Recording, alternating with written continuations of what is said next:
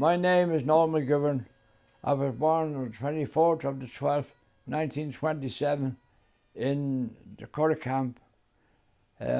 My father was in the Irish Army. He joined the Irish Army in 1922, and in the Curragh, we moved from the Curragh up to, in 1928, up to Arbour Hill Married Quarters, behind Arbour Hill prison, if some people would probably remember that. But it was, in the married quarters, there was 98 families of men who were married and lived in the quarters. And it was pretty good. We had a great comradeship between everybody. If somebody was in trouble, the whole community in married quarters would rally around and make sure everything was all right. Anybody who remembers Arbour Hill, it was Arbour Hill Married Quarters. It was a wonderful place.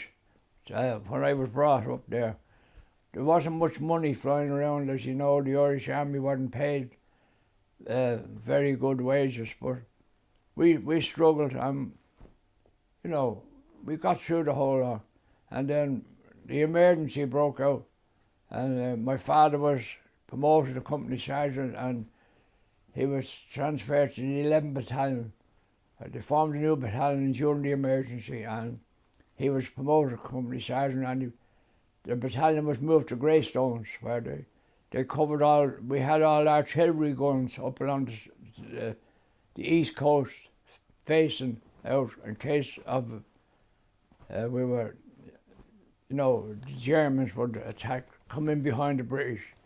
But that went on from 1939 until 1945, I think. But I joined up in 1945.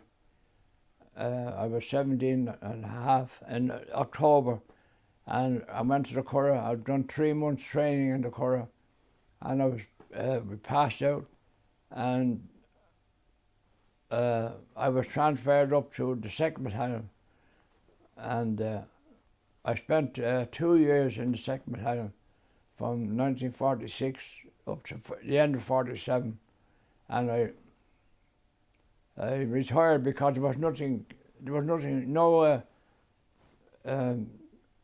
I wanted to go on a course for an NCO's course, but while during that time they were disbanding the men who joined up from 39, from 49 up to, from 39, sorry, up to the end of the emergency, and there was no,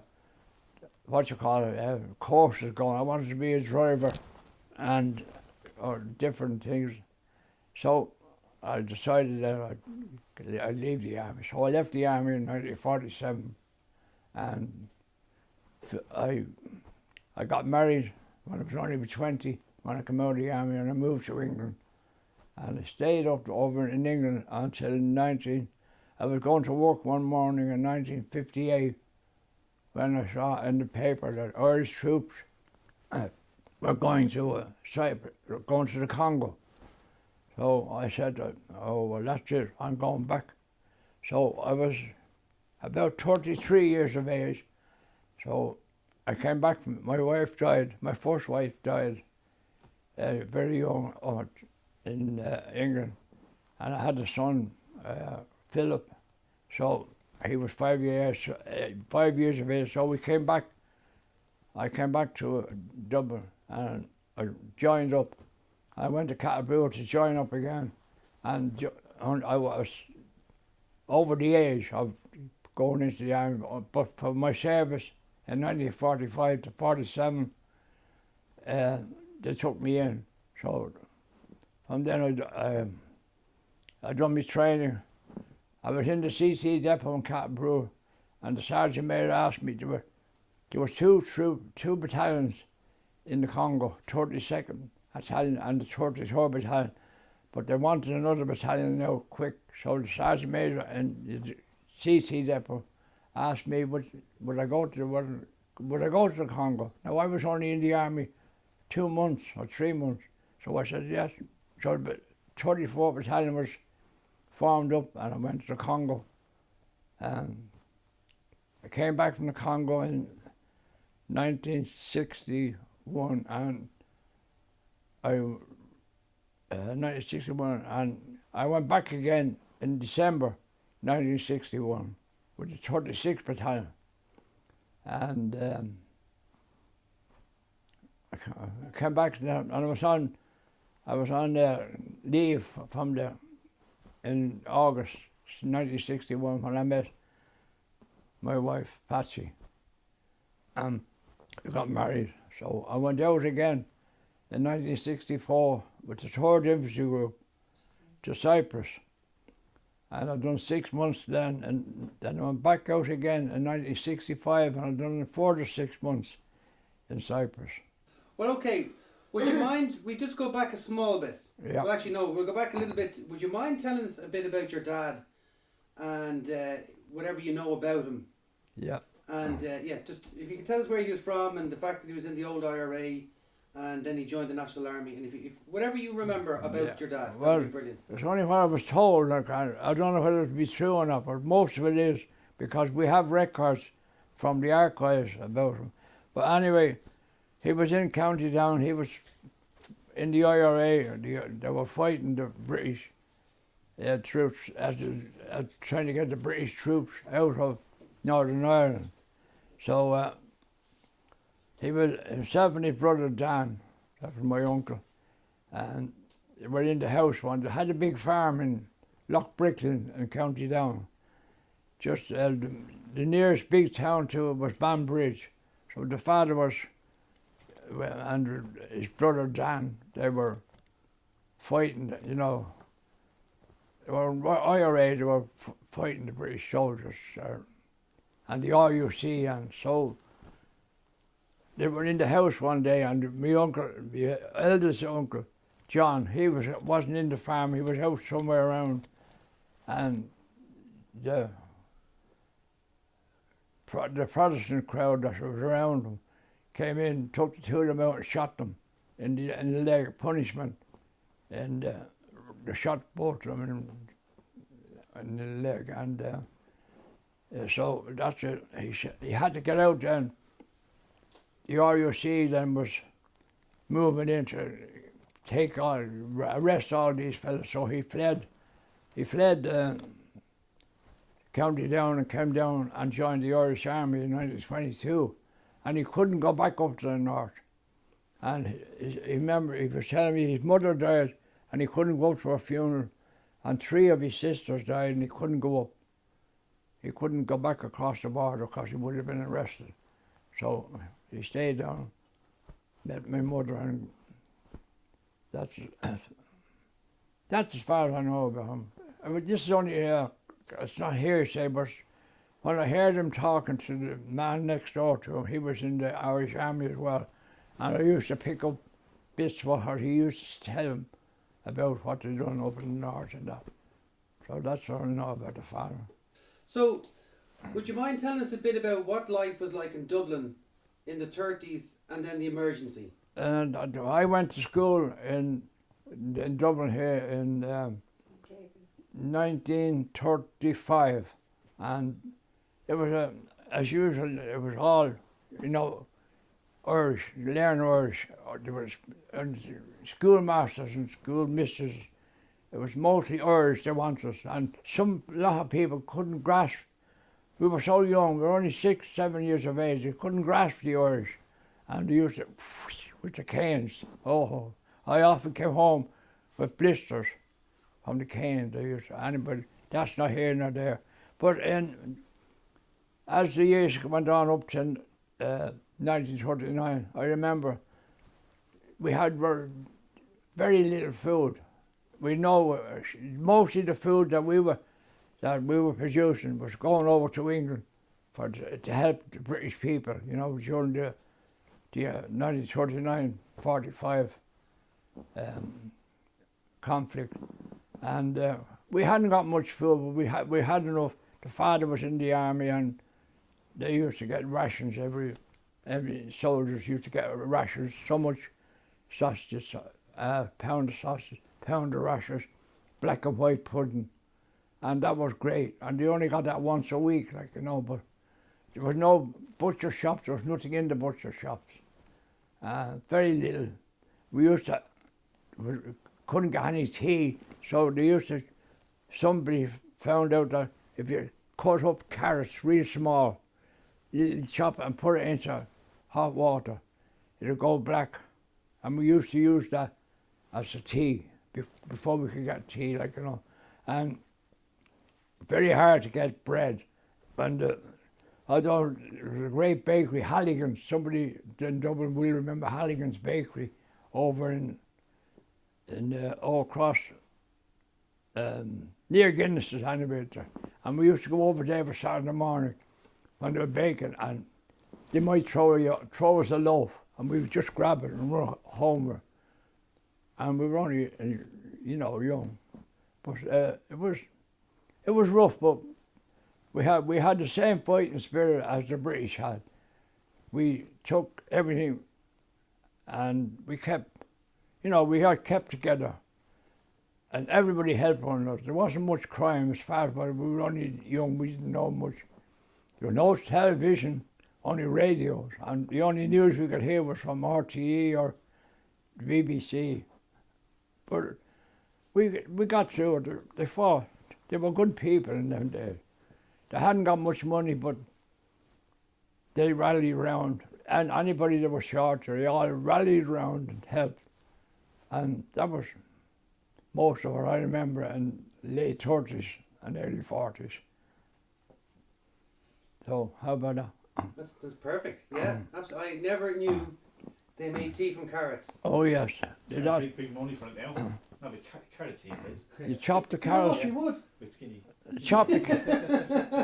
if you forget a carrot, they used to chop it real. Somebody come out with it now, and I don't know who, but if you chopped it up real small, and put it into hot water, it'll turn black. And somebody could try it now and see whether, I don't know whether this is true or not, but they used to put sugar into it, a drop of milk, and it was tea. That's the talk. Well, I don't remember. I remember them doing it, but I don't remember what it tastes like because, you know, only small. But it was, they rallied around, they fought. They all had good hearts, the same as the British people. They all had, you know, they didn't want war. I think Eamon de Valera was Prime Minister at the time, I'm not sure. But I met Eamon de Valera. I met every president from 1939 up to the present day. President, what's his name? Michael D. Michael D. Higgins, yeah. And I met Mary McAleese 3 or 4 times. And President Hillary, Lord, he's dead. I actually met Sean T. O'Kelly. Did you? Yes. Wow. Up in doing a Guard of Honour up in Arbour. And I remember he came out. There was something in December. There was an American or a British ambassador. When a new ambassador comes to the country, they go to the president first. And we were up there as a Guard of Honour for him. And he came out with one of his mates, the president, in the yard beside us, and our milk run was there. And we were all lined up here. And over there was a big yard. And he brought out 2 big kettles of tea and cups for the Guard of Honour, which I've never seen happening before or since. Well, I haven't been in the army since. But that was most of our time. Anybody that was in the army, you know, between 45 and the present day. Yeah.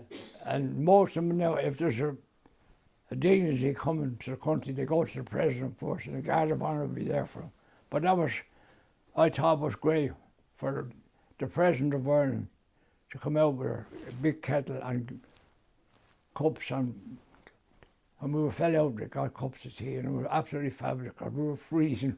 We were in the army overcoats, you know, doing the Guard of Honour. But it was was a great gesture from the President, Sean T. O'Kelly. And that's... Would you mind telling, can you remember the night of the North Strand, that time? When I remember I think it was 1941 or 42, I don't know. I was in bed around between 12 and 1 o'clock in the morning. I heard this terrible bang. I woke up and my mother was in the back room with my dad, and she rushed out and she was grabbed the railings in front of her. She was screaming. That's her. And I think I was about 15 years of age. And I ran out, and the two of them were my father was trying to bring the mother in, and there was 3 or 4 bombs dropped. And I think I'm right, we were outside and we heard this big terrible whistle, and a massive big explosion. It landed in the Phoenix Park, just beyond the dog pond, between the dog pond and the Phoenix Park cricket ground. And we went up the next morning to have a look at it. A massive big hole, just the far side of the dog pond. And oh, I'm not kidding you, if that plane had been a couple of 100 yards back, that bomb would have landed either on Brickett's Hospital or Mary Quarters. And I mightn't be here to tell the tale, but that's as far as I remember that. Okay. And was that the same night as the North Strand bombing, was it? Yeah. Well, I think the last bomb came over our heads and landed in the Phoenix Park, just beyond the dog pond. Because we went up the next morning and there was a massive big hole just at the far side of the dog pond, between the cricket ground and the dog pond. And it was, we never seen such a hole in the ground. But if that plane had been further back out over the sea, that bomb probably would have landed either on Brickett's Hospital or in Mary Quarters, Arbour Hill. I think we were very lucky, very lucky. But the whistle, the noise of it coming down, we couldn't see it, but it was but the noise of the whistle of it coming down, then the massive explosion shook the whole place, even though it landed on soft ground. That's as much as I remember of that. So then you joined up then you joined the 2nd Battalion in 1945. That's right, yeah. So what made you join up, and what was life like in the army in 1945? Sorry, and did you say about your father as well? Because his father was promoted in 1945. He was in the Yeah. 11th Battalion. Did you ever serve at the same time with your dad? Oh yeah.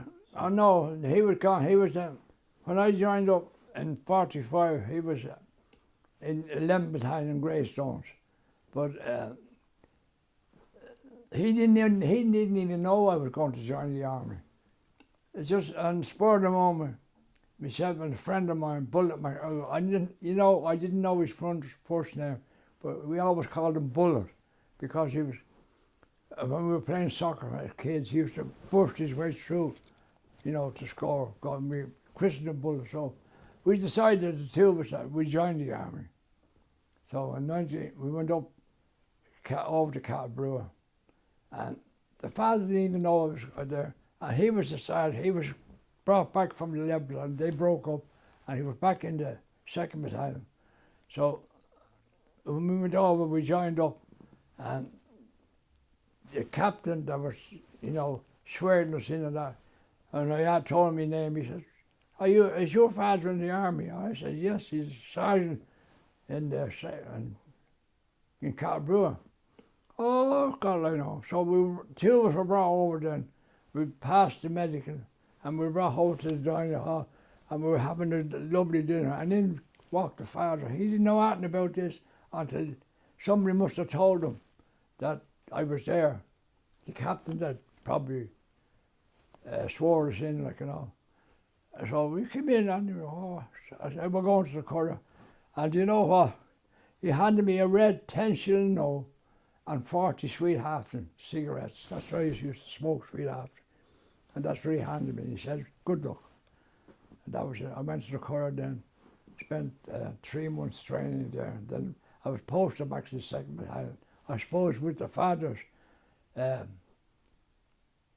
most of my platoon was transferred to the 3rd Battalion in Cork, and there was 2 of us transferred to the 7th Battalion, and that's how, or the 2nd Battalion. That's how I got on. That's most of that part of it. And but what was life like in the 2nd Battalion back then? Well, we were doing mostly duties. We were doing duties in the barracks itself, and then there was an officer, a sergeant, 2 corporals, and 24 men marched down from Kildare to the government buildings, and we done a 24-hour duty there, from 9 o'clock in the morning to 9 o'clock the next morning, and then we were relieved by the same, officer. And there were so many posts all around. The IRA was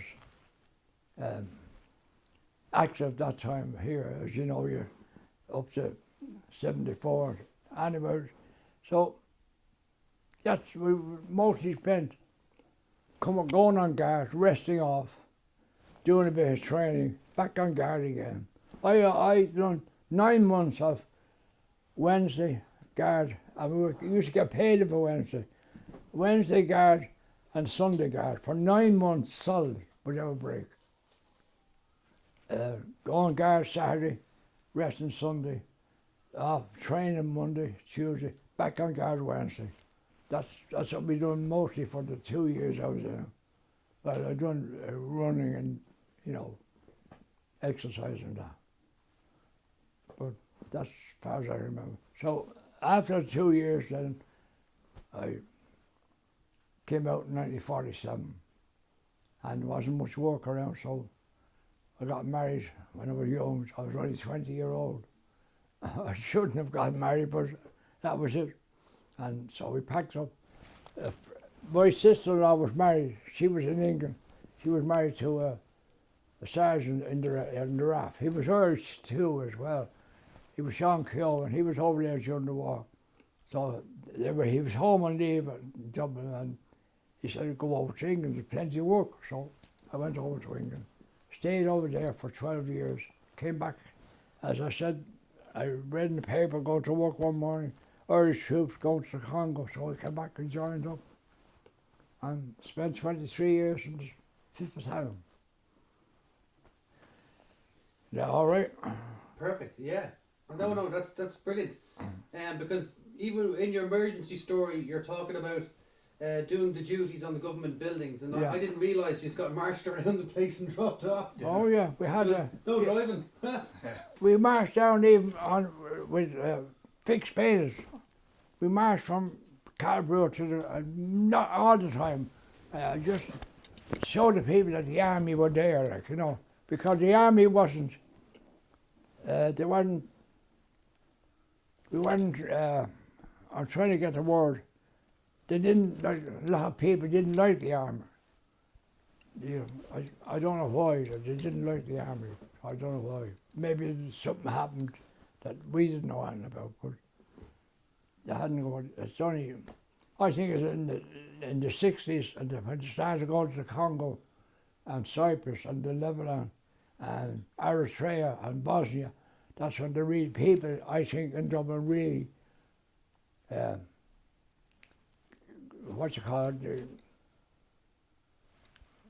engulfed the Irish army. Up to the end, they didn't want anything to do with them. That was my opinion. And anybody that was in it at that time would probably say the same thing. So, so you joined the 5th Battalion. Yeah. And you weren't in long before you went on your first trip overseas. No, I joined in. I rejoined in. I think it was December. There was 2 battalions, 32nd and 33rd Battalion, were in the Congo. And when I came back and rejoined, I was in the depot in Kildare, and the sergeant major said the 34th Battalion was going out. They hadn't got enough troops out there to keep the Congolese the Lubas and the Watutsis, they were massive big tribes, and they wanted to take over Katanga, so they wanted the next battalion out. So I went out with the 34 Battalion, and I came back at the end of July, and I went back out again in December the 15th with the 36 Battalion. And So you barely got a break. well, Barely got a break. I wasn't married then. So I had a son, 5 years. He was looking. My mother was looking after him. So, can you remember any stories about the Congo? Like, would you be able to tell us what did you do over there? And like, if there's some stories that you don't want to talk about, that I understand. But Well, I wasn't. The ambush. I wasn't there at the ambush, but friends of mine were there. And when I was out with the 34 Battalion, we went to Kamina. Yeah, we went to Kamina base. That was in Katanga, and then the platoon that I was in was moved to another place. It was I can't remember the name, but it was where all the electricity that done most of the electricity in parts of the Elizabethville. No, I can't think of the name of it, but we were off one evening, and it was nice and bright, around 4 o'clock, and we started playing basketball, and I went up, to grab a ball, and this fella gave me the shoulder, and I came down on my left. I broke my left ankle, so I was taken to the Kamina Hospital. I was there in plaster. When I got there, there were Congolese, but beautiful. It was beautiful little hospital, and there was an English doctor there. He was out with the Belgian army, and he was there. And I went in. Because the Congolese didn't know much English, so when he came into the room, and he looked and he told me who he was. Now I cannot remember his name, but he took an X-ray of the foot and put me in plaster. And I spent 2 months in Congolese hospital, and I got out there. And not long after that, we came home in July, so I went out again with the 36 Battalion. And when 6 months, when we were there with 36 Battalion, we were told that they were going to, the Congolese army, the End Army, they had this railway station, and it was called the Tunnel. It was the road leading in and out of Elizabethville, the main road, and it was kind of a big roundabout. And on the top of the roundabout, there was tracks for railway tracks. And we wanted it.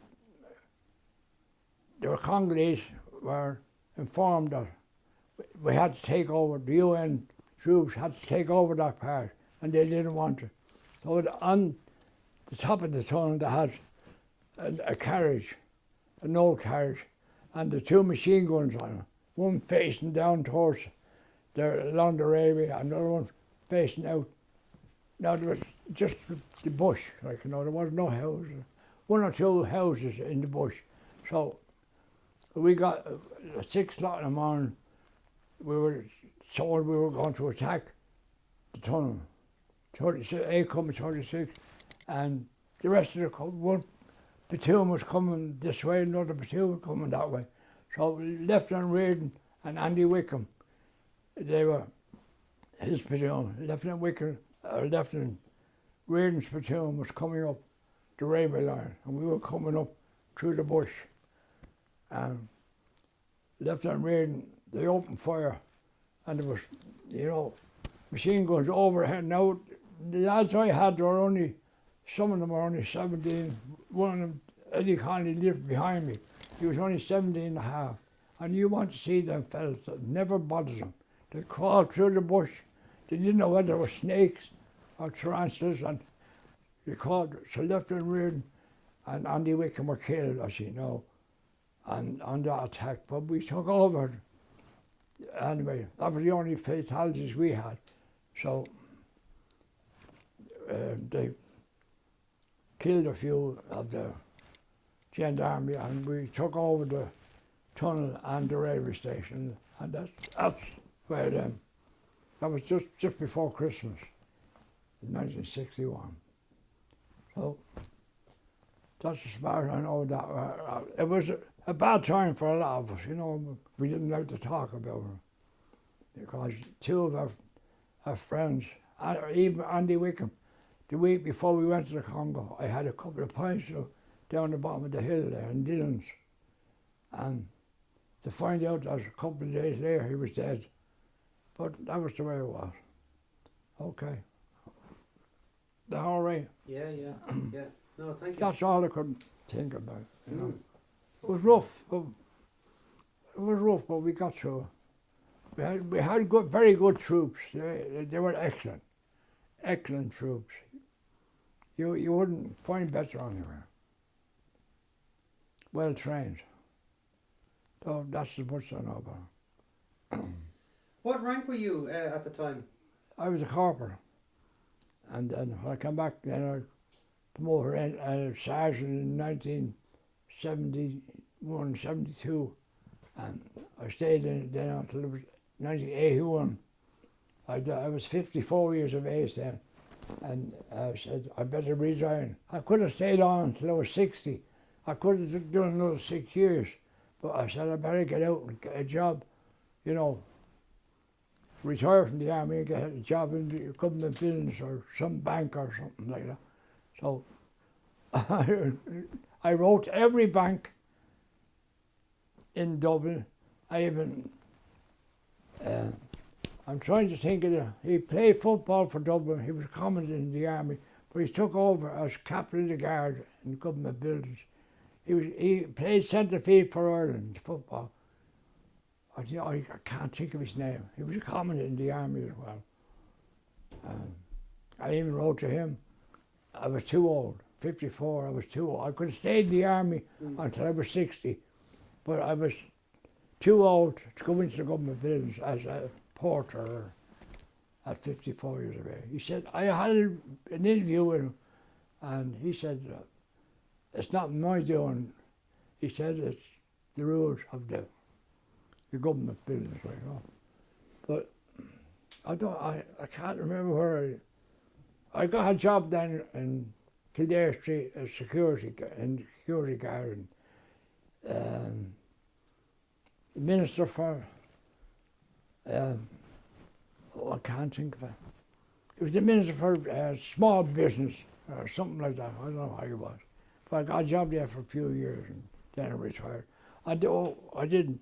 I went to there was a friend of mine working in the canteens in McKee, and he said, "Do you want a job up there?" He said, "Okay." So I got a job in the canteen, and I was up in the canteen at Calgary for 2 years, and then the canteen manager, Billy King, he was in the army, a quartermaster. He was working there, so he was retiring, and he asked me to take over. So I took over Clancy Barracks canteen. I was there for 4 years until the army closed down all the canteens and they gave away all the barracks.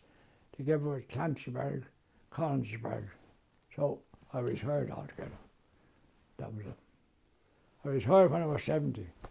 No work after that. From 70 then we started the UN. There was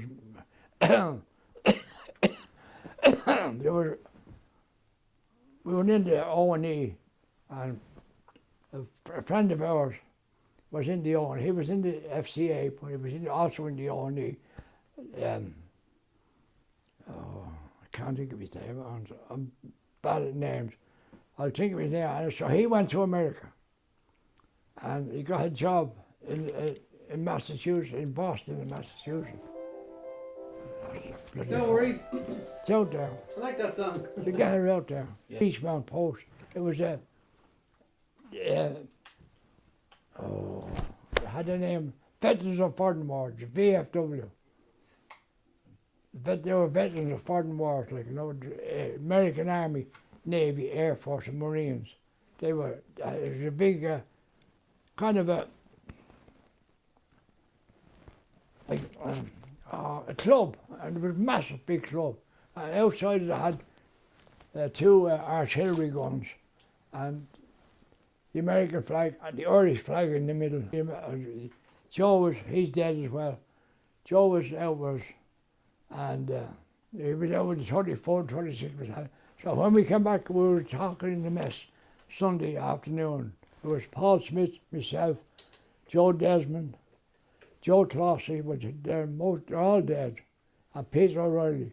So we said we'd form UN vets. So we got in touch. Shannon Savina was in GHQ, so we went up to him. He was retiring, and in 87, was it 87, 86, I can't remember. But Shannon was, and he was delighted. He was delighted. I don't know whether he ever met him, Shannon Savino. Anyway, he was delighted. So we got together and we got meetings. We kept meeting every couple of weeks until we had to apply to the UN in America. Could we form the UN veterans? So we got permission. So that's it. We started off then. And we got it going over in Arbour Hill. Which the first place we had was in Stony Batter. And we had a couple of meetings there. Then we got Joe Clossy was working in the Dáil, and he was a great friend of Bertie hÉireann. And when Bertie was Taoiseach then, that's me watch. When Bertie was Taoiseach, he gave us the house over there for £1 a year. You know, everything was £1 a year. So it was I don't know whether you've been over, we probably have, but it was a caretaker's house of looking after the graves way back in the early 1916 and that. So he was gone over, so they gave us a so Joe Clossy and Paul Smith went down to the Bank of Ireland down in Smithfield, and they put the houses on and they got £4,000. So we gutted it and, you know, rebuilt the inside of it, made a kitchen, put in everything, and we paid back that in a couple of years. We paid back the 4,000. So that's where we started off, and then General Sabino, he'd ring the barracks in Mullingar and say that we're going down to tell the lads what we're doing. And we used to drive down to Mullingar. The first place we went to was Mullingar. They started a post down there. Next place we went to was a couple of weeks later. We went to, I think it was Limerick. And the crowd from Limerick, the crowd from Cork came up to Limerick. They were ex-soldiers. And I don't know whether you ever heard of Walter Sullivan, Sergeant Major. He was sergeant over in the Congo and Cyprus. So they came up and they formed it. So we have, I think it's 24 posts all over. Cavan, Donegal, Cork, Limerick, all over. Most big counties has a post of the UN. And as you know, you've seen them on television, march and that. That's how we started. Oh, we had great times. We have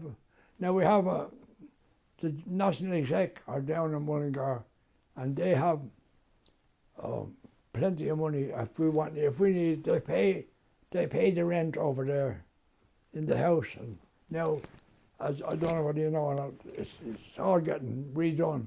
The roofs are off because they found asbestos and they had to.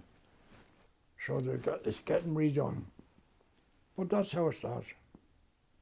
When you were in Boston Force now, yeah, and who was it you were talking to about, you know, with the veterans of foreign wars, and you seen how it was run over there, and you got the idea. Yeah, we got the same idea. Ireland.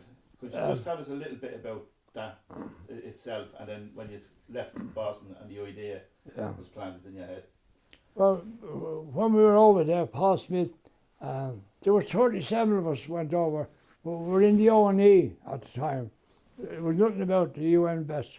And so one night before we came home, Paul Smith and what's his name? Peter O'Reilly and myself and somebody else, we were chatting away, and he said, why don't we form UN fellas that were overseas, like, you know, and they were retired from the army, formed the UN best so we can keep together at the same as the ONE were doing. And so we said, okay, when we came back, we started off, went to General Seville. Paul Smith stayed over in America because he got a good job, and he stayed there for, I think, a couple of years. And then he got lonesome and came home. But anyway, that's how we started. It started in Boston and ended up here. Perfect. Thanks very much. Yeah, that was legend. That's brilliant. I didn't know you were a founder member of IUNFA. I didn't know that. Yeah. There was I looked over sitting in a VFW post. Yeah. And just another thing, Noel, is you were saying that when you were in the Congo and you served with Andy Wickham. Yeah. Just to let you know, I served with Andy Wickham's son. Oh, did you? Yeah, Andy Wickham Jr. Yeah. 1985 we joined the army together. Andy only retired last year. He was in the Air Corps actually, which Andy was a great soldier. I only knew him for a short while, but he used to tell. I remember Andy telling us a story about his dad dying in the Congo when we were on the young fellas in McKay. They never suffered because they were cut to pieces of a machine gun. You know, they just went. Andy was he carried a radio on his back. He had to stay with the platoon commander, you know, and you know, with the little phone and that. So that's how the two of them were killed together. They were on one side and the rest of the platoon was coming up the other side. The machine gun got them. That's the way it was. Would it be right in saying Andy was a Wexford man, would he? No, he was a good soldier. Yeah. I didn't know him for long, but the time I knew him, and I had a couple of drinks around down before we went out to the Congo. And he was a fine lump of a man, you know. I think I met his son a couple of times on McKay when he came up for the reunion every Christmas. We would meet him up in McKay. Any of us that's left, we meet every Christmas, just before Christmas. Up in, I actually had the invitation in there. I got yesterday, or the day before. Yesterday was Sunday, wasn't it? Yeah. Friday I got an invitation. We get it every year. We meet, what's left of us, up in McKay, and we have a meal, go mass, and then we have a meal in the dining room, and then we adjourn to the bar, and that's it. That's as far as I can get there. And that's, if I can answer. Well, I don't want to keep you all day, but I want to talk. I want to talk to you all day, but I don't want to keep you all day. If you know what I mean. Don't worry about it. What was? There's two things maybe if you could talk about. Would you mind telling a bit about Cyprus? And then, and then when the troubles broke out, you were also sent to the border. Isn't that correct? Here. Yeah. Oh yeah. So maybe if you could tell us anything about Cyprus, which would be brilliant. Well, and then maybe something about the border or the troubles that period. Well, nice. Mostly Cyprus, I was driving a truck, like, you know, bringing troops for wherever they wanted to go. And when we got out there, they hadn't got enough. They realised that they hadn't got enough transport drivers to cover all the patrols, you know, around Cyprus. There was an awful lot of patrols you had to keep going, to keep the Turks and the Greeks apart. So when we fell in the morning after we was out there, he said anybody in the company could drive. So I stepped forward, so to give me a truck. I was driving around most of the time. I done duties as well, like, you know. Cyprus was good. We had no trouble. We were up in the mountains. Sometimes we go up in the mountains or do duty, and the Turks would be on one side of the mountain, and the Greeks would be on that side. And we were observing, there was 24 Turks on that side, 24 Greeks. They had an outpost like we had, and we had to watch with binoculars. A many went in next day, and a many went out. If 24 goes in, there's 20, they must relieve the other 24 that was there to make sure that they didn't gather as much troops on that side, because they weren't firing at one another, but they used to shout at one another. You know, in the mountains you could hear. And we'd observe and report back to headquarters how many went in, how many went out, anybody fired a shot, or that's all we had to do, was observe what they were doing and report back to headquarters. But it was great experience to be up in the mountain. Great, lovely, Nicosia, lovely cities, beautiful, all white marble. And we had a trip, it was a day trip from Cyprus over to Lebanon, and in a big boat, like, you know. So if you got a couple of hours off or a day off, we go over in the boat to Lebanon. And the Lebanon, I'm not kidding you, it was the loveliest, all white marble buildings. And it was, as you know, it was wrecked during the trouble over there. Beautiful place. Well, that's all I can remember about Cyprus, the 2 trips I had. They were very good. And I was going to go home then, retired. And, what happened when you were in the 5th Battalion? Can you remember any stories about when the troubles broke out here? Did you get sent up to the border? Oh yes, I came home from Kansas. I was a corporal at the time in 19. I'm trying to think now. I was battalion orderly sergeant, but I was only a corporal. There wasn't many in the battalion at the time, and there's only headquarter company, support company, and B company, and there was, you know, very few. But anyway, I came home. I had me see. I was living in married quarters, Arbour Hill, with the missus and me. I think we had 2 sons and 3 sons, and I came home, uniform. Sat down to me tea, had me tea, knocked at the door, Land Rover outside. They wanted down in Kansas immediately. So I just put on my shoes. I didn't put on my combat. I was in the combat gear, but I hadn't got combat shoes, my boots on, I had to take them off. So I went down in my shoes. I thought I'd be just going down. I didn't know what was wrong. And the CO was there, the company commander, and he said, I knew I had where all the men support company was. So I had to, we had 3 or 4 Land Rovers there, and we gave them the addresses of people that lived around, men and NCOs that lived around. We were getting moved to the border. And we didn't know anything about this. So I said to we got a good few in anyway, in uniform, ready to move. And I said to the CO, I better go up and get me. I've no boots. I said, don't worry about it, stay where you are. So I went, we started off from Kansas. I don't know how many, 400 or 500 in trucks and Land Rovers. We brought blankets and sheets, pillowcases, all in trucks. What's it called? Military police and motorbikes escorting us, and we had an escort from Kansas right through and up to the outside of, I don't know where. I know we went down through Mullingar, Sligo, up to, we started off around 12 o'clock and we landed in Infantry Camp at 7:30 on the next morning. And they had a lovely breakfast there for, I never remember, because we were starved with the hunger. We were travelling all night, never stopped, travelled all night. And when we got to Infantry Camp then, we had a breakfast.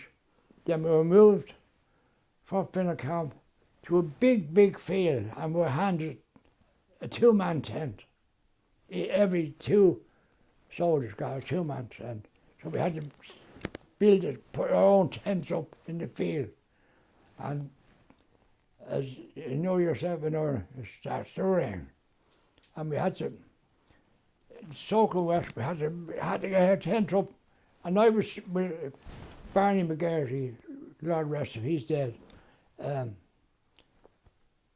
He was nearly 6'6", and in a two-man tent, you know what I mean? And his feet was out underneath the tent, and oh my God. But we got through it. We never got paid for nearly 2 weeks, no money. But they gave us cigarettes out of they had a mobile canteen with them. And we got no money. We kept asking the CEO, Colonel hÉireann, when are we going to get paid? We hadn't got a penny, but we were getting cigarettes, and that's what we want. But we were sending no money back to the wives. So in the end we got, I think it was 2 weeks, we got our 2 weeks pay and sent the money home. But, that was mostly, and we were told then that we were moving to the border, we were given ammunition, and we got into the trucks to move to Derry, and we were going to cross the border to take over from the British Army. They weren't going to stop us because, you know, they didn't want to be there either.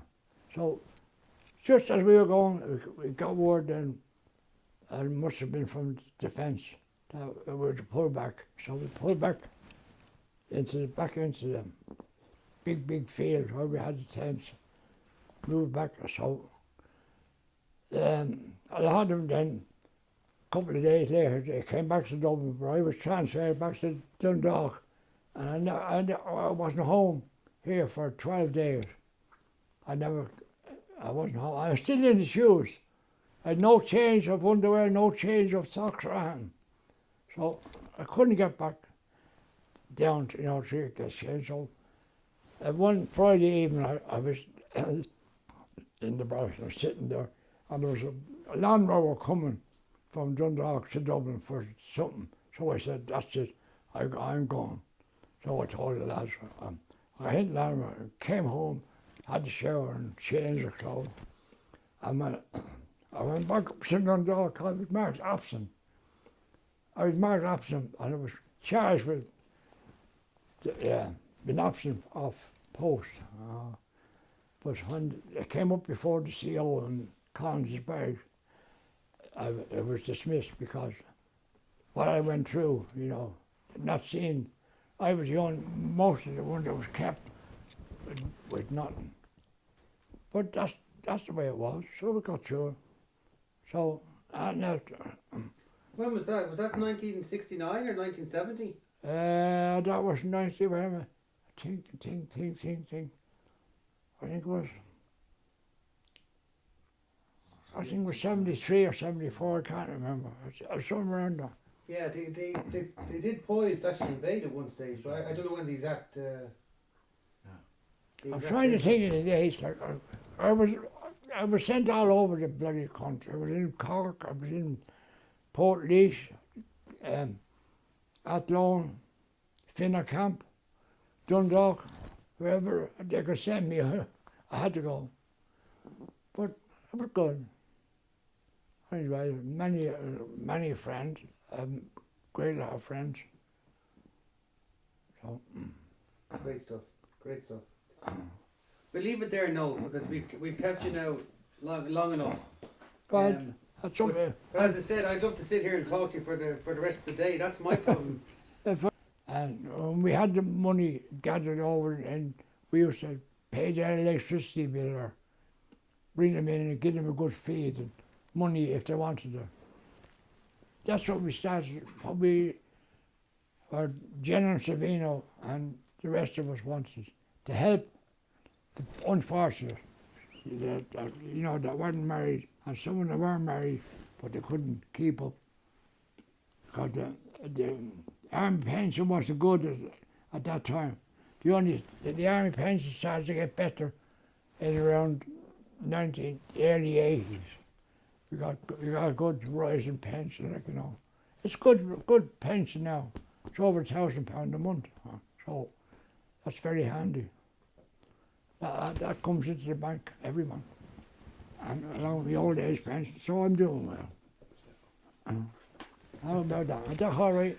Yeah, yeah. No, do you remember the UN, the UNFICYP crest being written or been drawn onto a cigarette box? Yeah, Coleman, he was what do you call him in the army? Oh, there's a name on him. He done this. He made a badge. He drew out the badge of hers underneath that. I don't know where it is. He drew the badge. One of our founder members, he's passed away now, but he was, there's some name to have, but he designed this, the badge here on, it's a big badge we have on our blazers. And he designed that. Joe Coleman was his name. There's a name for it, what they do in the army, I can't think of it. But he designed the badge, and we got this badge made. And then we got new ones made with wire, and so it wouldn't crumple up, you know. You can see it there on the blazer. I don't know whether you can see it or not. It's under. Yeah, no, that's grand. It's under the medals there. But, and that's it. You know. Do you remember them having to send a letter to the UN asking them could they use the Oh yeah, we had. I think it was Paul Smith wrote to our General Sabina, one of them, to the UN in New York. Could we use this and the blue beret? We had to get permission from the UN in New York to wear this and the badge. So we got permission to do that. So that's it. And most of the lads, after we retired, they went to Lebanon, and one fellow was a big Q, and he brought back loads of blue berets and gave them to us, like, you know, because we couldn't get these. The only one blue berets was the Boy Scouts, and they were all too small for us. So he brought back hundreds of them from Lebanon or Australia, somewhere.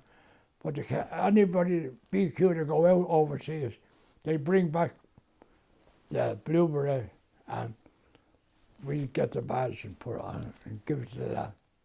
So that's how that crest came about. So that's that. You want me to talk about it? You have our brains thinking, that's the problem. Because what we would love to do, as you said, there's not many of the founding members left. No, very few. And it would be nice to get them all together. But, for example, the ONE, as you mentioned earlier, they forgot where they came from. They forgot how they were founded. Yeah. They have no idea. We've asked them. Now, Ken looked it up on the newspapers, and it says it in the newspapers in 1950 how they were founded. But headquarters themselves have no idea. As far as I remember, the ONE, now I'm thinking going back, the ONE were formed in 1945 after the emergency. I think it was formed. I know they had a lovely place down in Queen Street.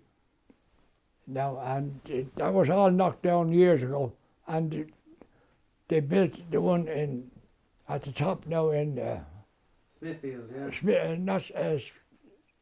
And oh, there was another one. There's one down. Oh, I can't think the name of the street. You know, you go down Manor Street and you meet the traffic lights and you turn left. Yeah. North Same King place. Street. Yeah. North King. I call it Smithfield. I call it Smithfield. Yeah. You are right. Smithfield is there. Yeah, I can't remember the name of the road. Yeah. I think. No, it's not King Street. It's North King Street, is it? North King Street. That's exactly where it is. It's the only house there. Yeah. And some of the lads stay there. Fellas are ex-soldiers are. they weren't married. A lot of them stayed there. They Because, came. for example, the ONE have a flag. You know the crest that they have, Yeah. and they have a flag.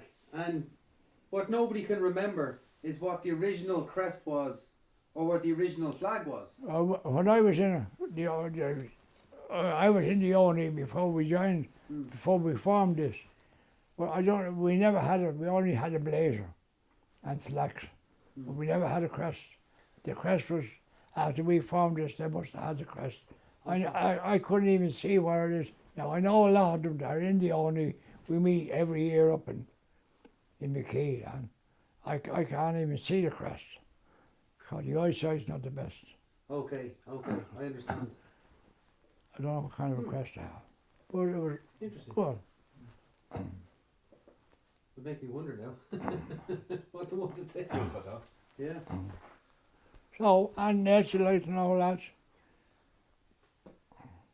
Well, there is, but it's no. We've plenty for today. Yeah. Yeah, plenty for today. Thank you so much. Oh, you're welcome, you're welcome. Yeah, that's just